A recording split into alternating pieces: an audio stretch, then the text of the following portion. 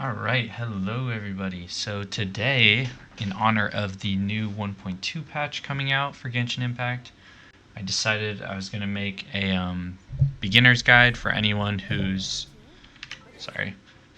new to the game, or anyone who kind of started the game and is returning because of all the new content coming out. So this video is really just going to go over the basics. I'm not going to go in depth on anything really, but just kind of cover everything that a new player should know as they get into the game. So the first thing I want to talk about is Adventure Rank, or what some people refer to as AR. So as you can see, I am Adventure Rank / AR 47 in the account, and World Level 6. And now World Level is like, essentially as you scale in Adventure Rank, you'll increase your world level, and that makes enemies and bosses stronger, but it also increases the loot that you'll receive from them.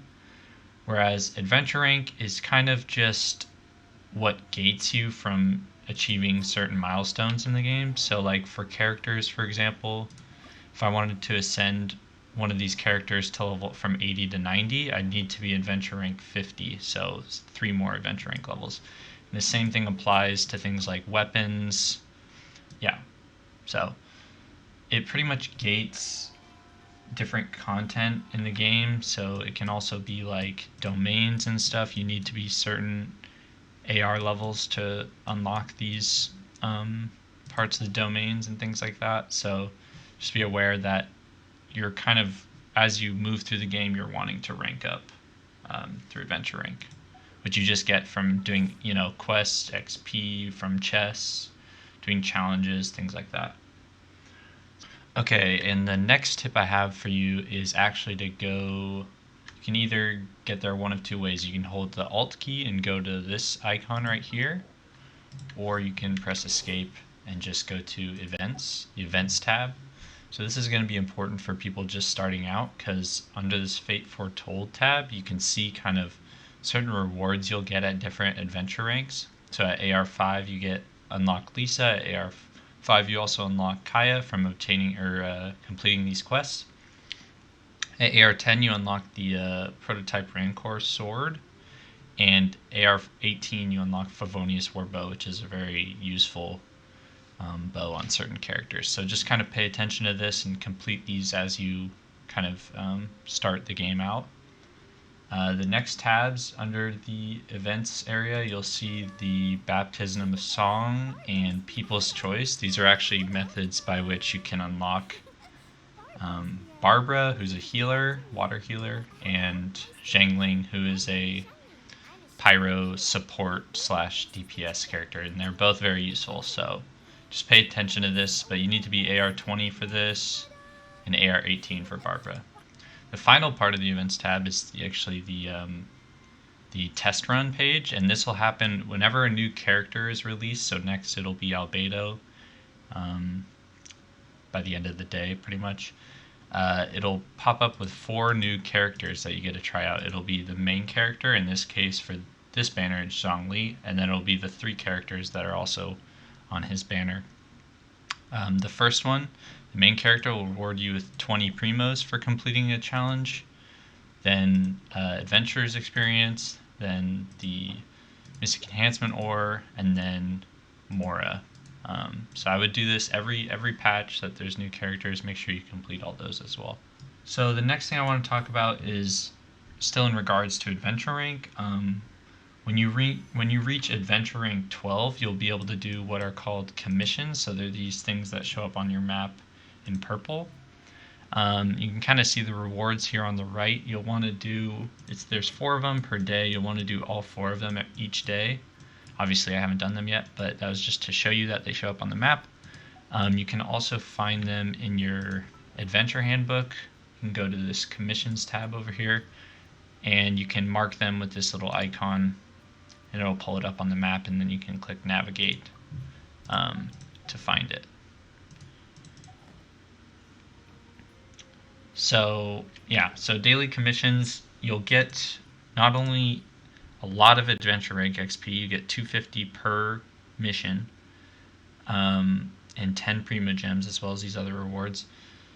You will also get more rewards from completing all 4 within a day and then turning them into the Adventurers Guild here. So just make sure you do daily commissions because they'll be really important for progressing in Adventure Rank. The next thing I want to talk about is kind of just the wishing system in the game. So right now there's really only one banner because they're about to launch 1.2 in a couple hours. But essentially you are collecting Primogems throughout the game in order to summon for characters on these banners. So it costs 160 Primogems to do 1 summon, and it costs 1600 Primogems to do 10 summons, which, you know, it's easy math. But a lot of these banners will have 4 and 5 star items. You're guaranteed, if you do a 10 pull for a summon, you're guaranteed 1 4-star item at least. So every 10, there's a pity to get a 4-star item. Every 90 summons total, there's a pity to get a 5-star item. So on this banner, you could potentially get any of these 5-star characters as well as a few more, or these 5-star weapons. So just be careful when you're wishing for things and make sure you know what you're actually wishing for. So the next thing I want to talk about is these statues of the 7, which you'll find all over the map. They kind of look like this icon, statue of the 7. And they're pretty important to the game because they give you stamina as you find all of the Anemoculus and Geoculus, which look like this. But once you find all of them and you reach the max level of your statue, you'll actually achieve max stamina as well. So this is important just because a lot of the game is centralized around movement and combat as well. So you kind of want to have max stamina so that you're not like limiting yourself during combat and things like that. So I'm going to leave a link in the description. It'll show you, it'll be a Genshin interactive map, and it'll show you all of the Geoculus as well as Anemoculus. So you can go to Google and type in Genshin interactive map and click on that. It'll pull up this really in-depth map with too much stuff on it. The first thing you want to do is click hide all, so it'll give you a clear map. Then if you look down here on this left panel, you can mark, you know, like shrines or blacksmiths or common chests, things like that. Anything that you're looking for, you can find at this website. So I'll include this in the description. But what I was talking about for the statues is you want to find all of the Anemoculus. So there's 65 Anemoculus. You're going to get a lot of them as you progress, but I suggest you kind of just get all of them out of the way as quickly as you can. As soon as you're able to kind of get into all of these areas, get them all out of the way. The same goes for Geoculus. These will take a lot longer and it's a pain, but it'll help you in the long run. And yeah. Oh yeah, another part of the Statues of the 7 is that they allow the Traveler, the main character, to switch elements. So obviously I'm in Monstadt, so the element right now is Anemo, but when you go to like Liyue, you will get actually Geo attached to your character. You can see that up here. He'll start out as Anemo, which looks like this, but then he'll switch to Geo. And as they add more content to the game,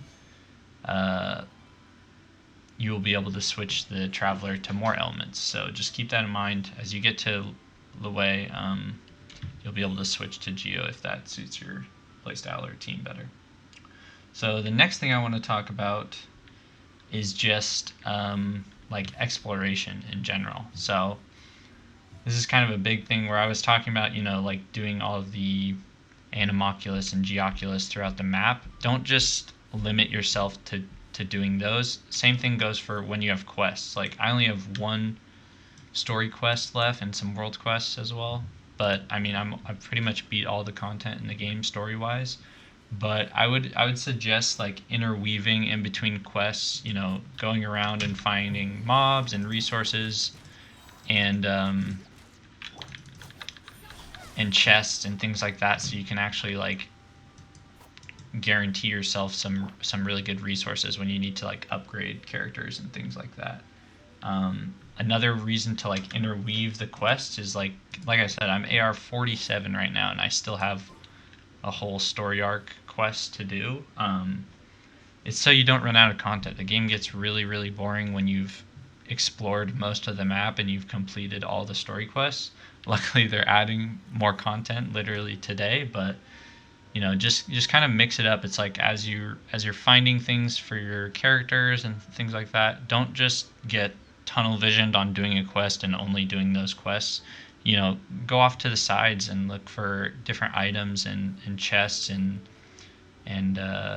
things like that. So the next thing I want to talk about is resources. So if I come over here, for example, there will be these like wind shear, what are they called? Wind wheel asters. These, I think some of the characters actually need them for character ascension materials, but I'm going to show you another website that will show you where to find the resources you need. So you can do like Monstadt specialties. So this website here, Genshin Impact Fandom, will include pretty much all the resources you need for whatever you're looking for. So you can go to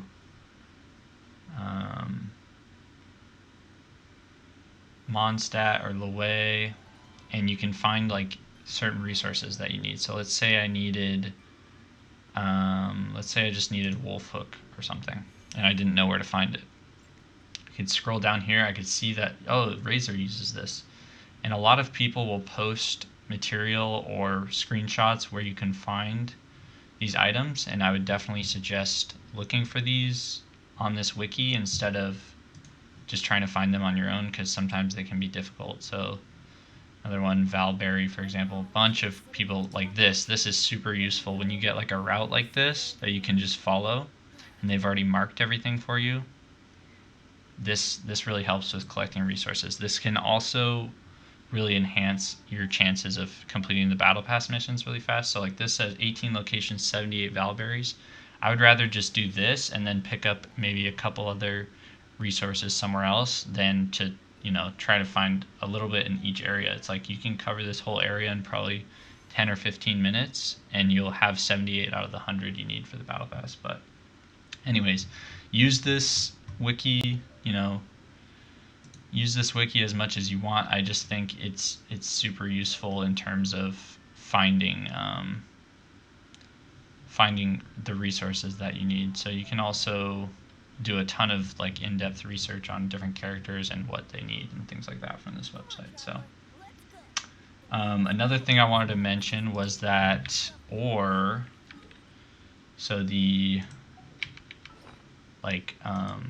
the ore you need for like weapon enhancement materials and things like that, you can find this stuff, crystal and iron chunks, you can find in a ton of different locations. I would suggest, again, you can use the wiki or look other YouTube videos up, and they'll show you the best locations to farm these.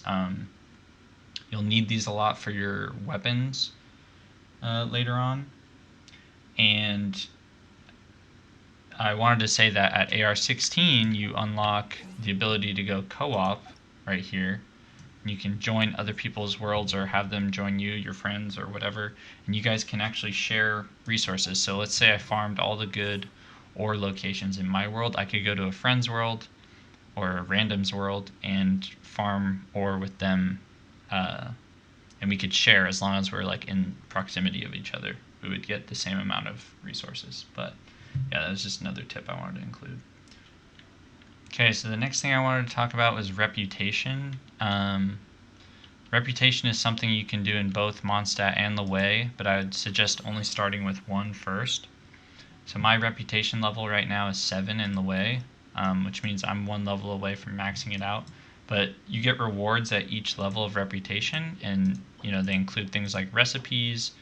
You can make condensed resin, Geoculus resonance stones, treasure compasses for that area. So this is a treasure compass for Liyue. So this is really important to do, and you can just do, there's 3 bounties and 3 requests that you can do per week. But I would suggest only doing them in one area. So like I could only do 3 requests in Liyue and Monstadt per week. So I could do 1 in Liyue and 2 in Monstadt, but that just wouldn't really make sense with the way that this works. So I would just suggest doing all of Liyue or all of Monstadt first, and then doing the other one afterwards. The next big thing I want to talk about is Resin. Resin is what you see in this top right corner here. It's essentially the resource you use to get any rewards in this game at all. So whether that's from like bosses here, to get any of these rewards, it costs me 40 resin. If I wanted to go to this weekly boss here, it costs me 60 resin. If I wanted to do a domain, it costs me 20 resin to get these. So just know that resin replenishes 7.5 resin per hour, which is very, very slow. But just know that you should never have your resin capped. So you see how I have it at least at 137 out of 160. That means that I'm still regenerating resin. So as long as it's not capped at 160, you're at least, maximizing how much resin you have. Again, it's like you don't necessarily need to spend it all, but if you're trying to be as efficient as possible, you want it to not be capped at 160, because resin is essentially what progression in this game is held behind, as well as adventure rank. But I would say find out which characters you need to spend resin on first. So like my Kaching, for example, if I wanted to level up her weapon, it's like I need this tool or this resource. That's what I should be spending my resin on first if I wanted to upgrade her, because she's my main DPS. I would suggest upgrading your DPS first and then your supports later on. But another big thing is I would highly recommend against doing artifact domains until you reach AR 45, and this is because the drop rates of legendaries are so bad until you reach AR 45. So just hold off on the artifacts. You'll find enough throughout the story and exploring and stuff to make your team still viable. And a lot of that artifact XP can transfer over to these gold ones when you get them at AR 45, so just hold off on that. And then the last thing I wanted to talk about was characters. So the first thing to talk about with characters is each character has an elemental skill, which is the E ability. You can see it in the bottom right corner, cooldown there, which requires no energy but has a cooldown. And then they have their Q ability, which is called the Elemental Burst, which is like their ultimate pretty much. So this is Klee's E ability, and then this is her Elemental Burst. But yeah, and for each character, their stats, I'm not going to go in depth into this, but essentially their stats are broken down. Their attack is broken down by their character level, as well as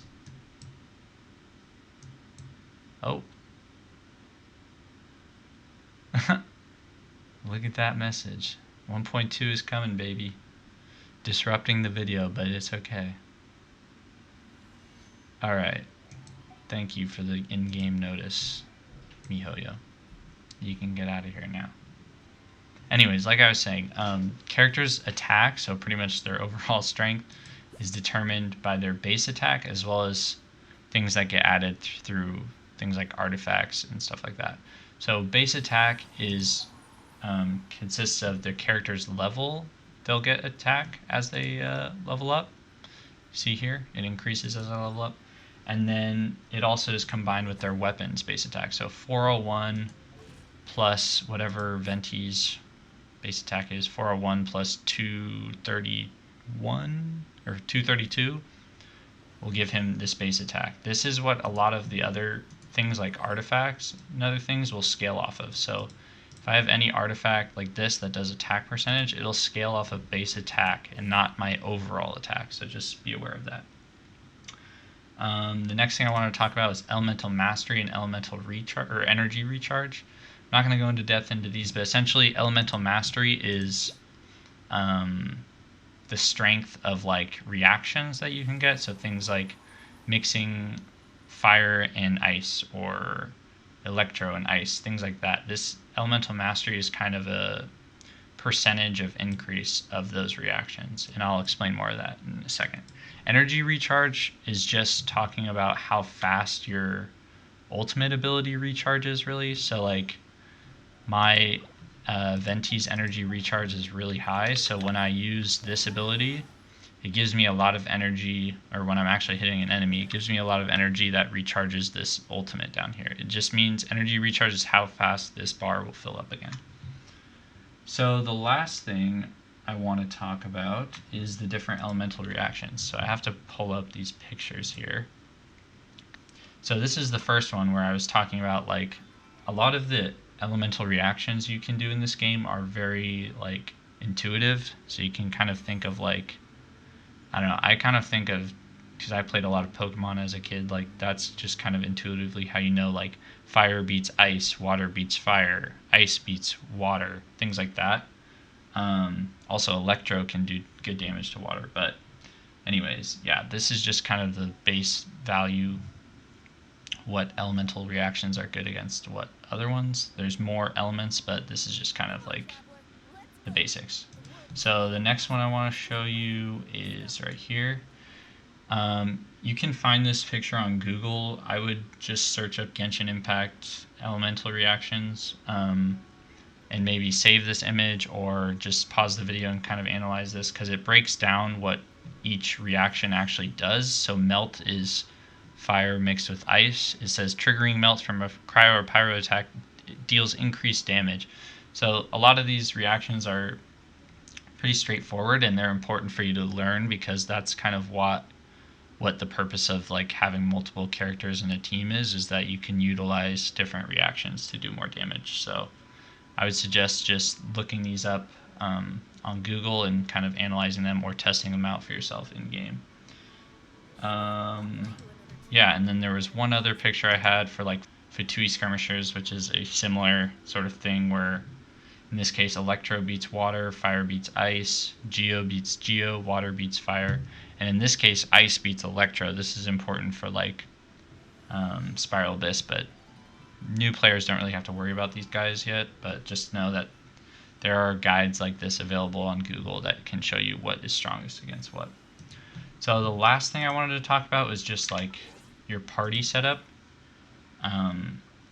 Depending on which elements of characters you're using, so I have Electro, Anemo, Pyro, and Water. Depending on which 4 characters you're using, it'll change the modifiers for your entire team. So having these 4 for me only grants me elemental resistance of 15% from all elements. So if I went to Venti's stats, I'd be able to see 15% resistance to every single element here. But depending on which team you're using, you can actually make this really beneficial for whatever setup you're trying to run. So let's say I was trying to run, I could do this. I could do 2 electro characters, and that would change my elemental resonance. So affected by Hydro 40% less of the time. Super Nuke, Overload, and Electro Charge have a 100% chance to generate elemental particle. So they'll give you different things. You can also do like 2 pyro characters, which will give you a different elemental resonance. Affected by crowd 40% less of the time, increases attack by 25%. So just be aware of like these different angles you can take team building from, because they'll be important in you like maximizing your damage and just like team comp overall.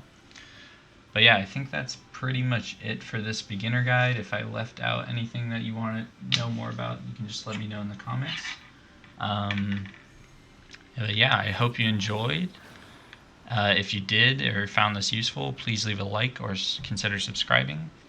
And yeah, with that, I will see you in the next one.